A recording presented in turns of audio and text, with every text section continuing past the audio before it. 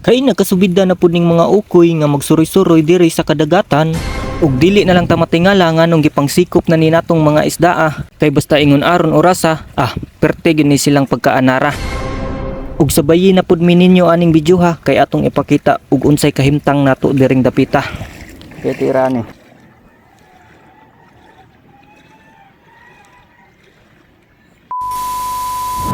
Maing buntag kaninyo dihang tanan, sayo na pud ta ni mataron, kay sayo na pud kaayong hunason.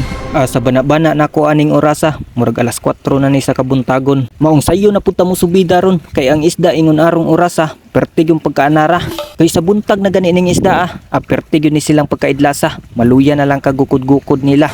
Maong maghinay-hinay na taglakaw diri Sakto kay ni sa atong paglakaw-lakaw diri kay ang atong kauban murag na siya gisikop diring dapita. Lantaw ra gud na kung unsa kaanad ng mga isda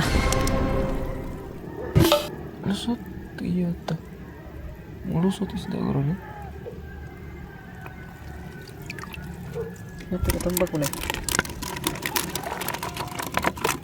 Ano?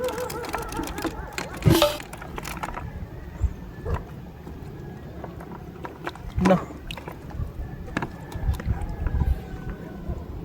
Oh, lagi ni para ra. Ganun ba?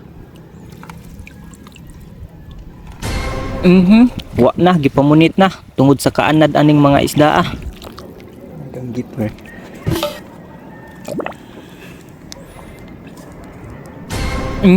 Hinahinay lang tagsikop aning isda kay delikado po kay ni siya. Sakit ra ba kay ni siya makatunok, pasig makauli tag-ahata ni gamay para pa kay tagkuha. Danggit.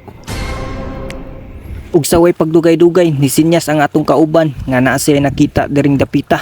Ug ato ning dalikyaton kadali be, ug unsay nakita niya dinhing dapita, ug dako ba gyud ning isda Ug sa pagtan-aw nako aning isda murag gamay-gamay gyud kay ni siya, pero goods na kay ni siya.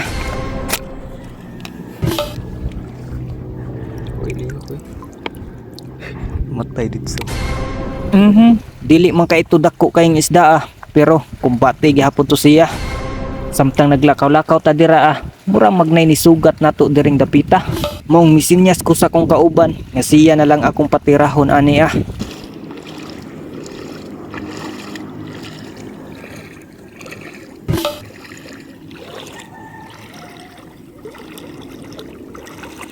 Ngamo man.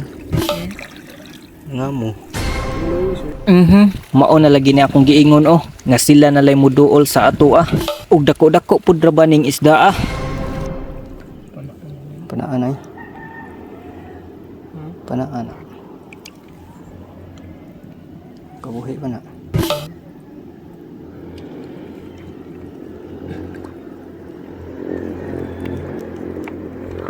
Panaan ay.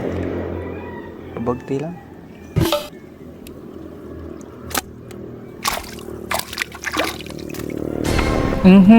Kupo-kupo lang ang agi aning isda ug dako-dako pud ra ba kay ni siya.